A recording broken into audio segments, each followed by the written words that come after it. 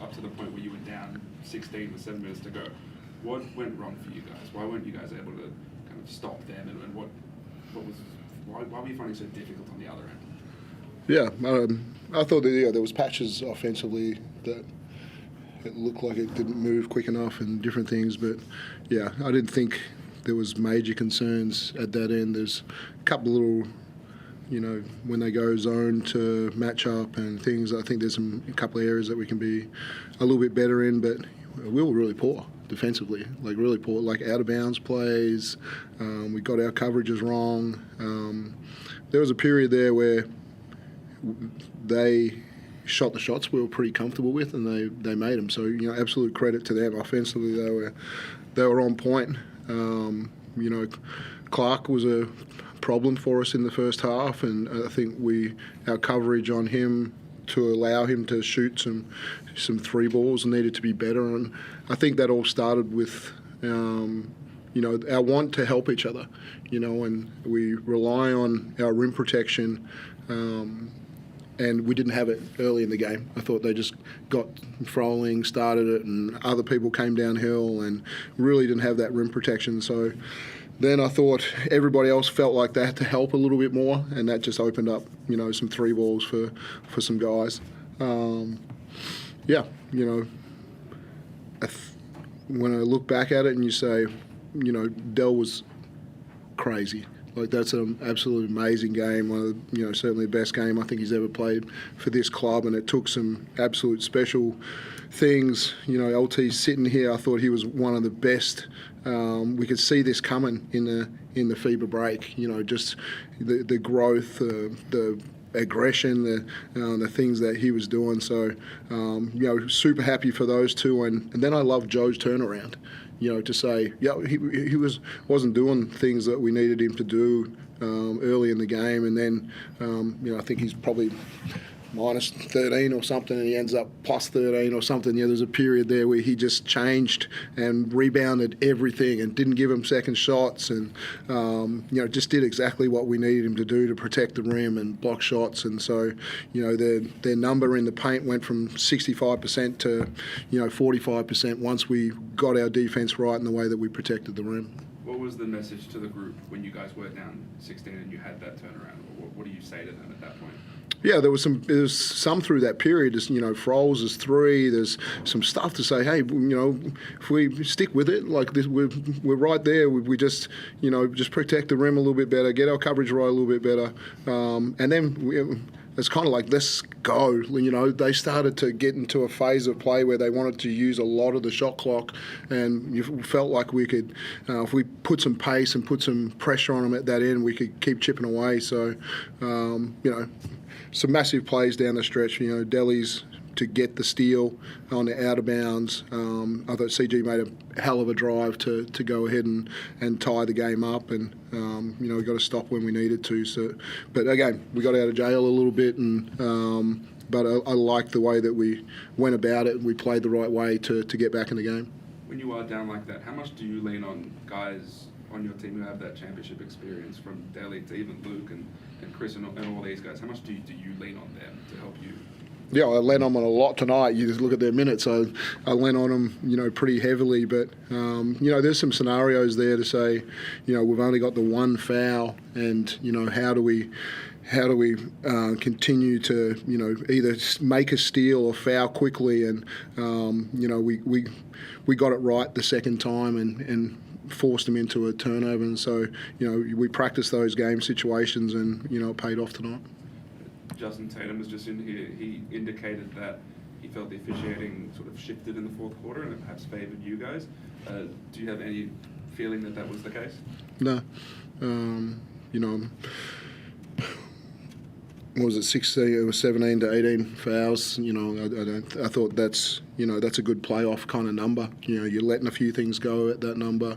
You're letting people play. You're letting the players decide the game. So, we're always going to argue about a few calls, but I thought the way we protected the rim, we'll look back at them and see what kind of contact there was, but I thought we just did a great job protecting the rim in the fourth quarter, a lot different to what we did at the start of the game. Luke, what was the sort of message among the group when you guys went down, to the extent you did sort of got smacked in the face very early on, they were able to turn around? What was the message to flip that? Just all the defensive end. We're giving them too many easy ones in the first half, and we sort of spoke about it, together in the locker room. Just to up the effort. I think it's playoffs. You got to, bring your 100% effort every time and every possession as well. And we didn't exactly show it in that second half, but that little patch at the end, we really ramped it up. It seemed like part of their coverages was to give yourself, Delhi, a lot of space. What does that do to you mentally when you know that they're leaving you and sort of just betting on you to shoot?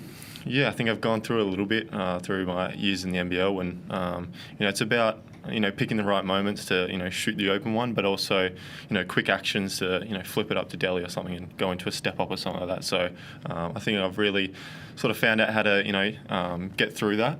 But yeah, it's always a bit of a challenge at the same time.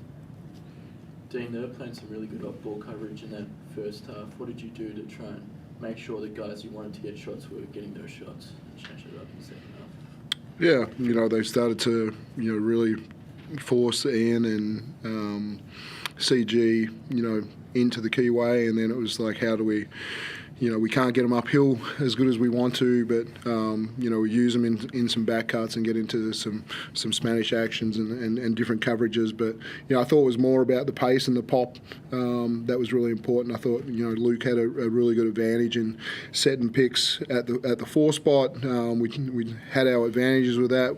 We used CG and others as some screeners, which saw him get to attack the rim or catch some lobs and different things. So I thought they were pretty solution-based, those guys, not worried too much about creating their own, but creating for others in what they were seeing with the coverage.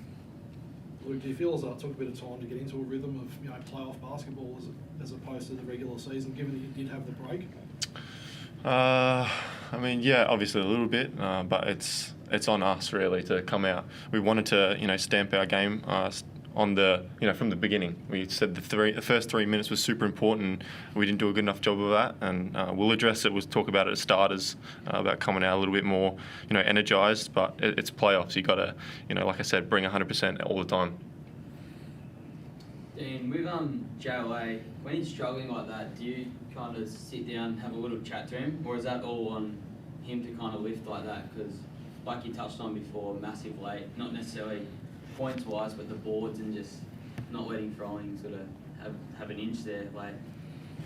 Yeah, I just thought, the first one that Froll scored, and he gets to that left hand, and we just kind of watched edits of it and say, when he came off in the first 3 minutes, my message to him was like, you're better than that, and we need you to be better. So yeah, I didn't do anything to change his mindset. I just thought he came out and showed what he's capable of in protecting the rim and rebounding, and then got some good finishes at the other end as well. But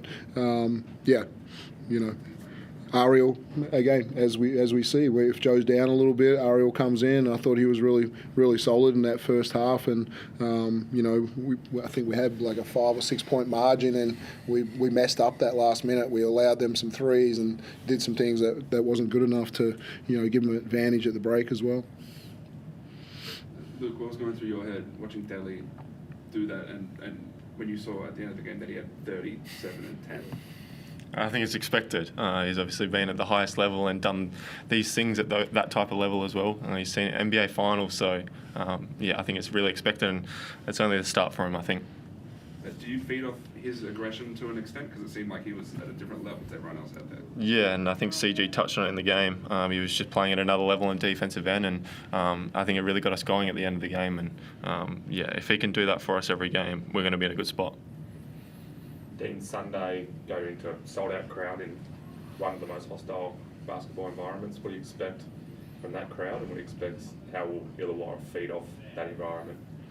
Yeah, it'll be fun. We look forward to going up there. I thought our crowd was magnificent tonight, and really helped us get across the line. And they'll be hoping for the same thing with their crowd. And does it make them play a little bit faster? Does it make them attack the rim a little bit harder? I'm sure it does.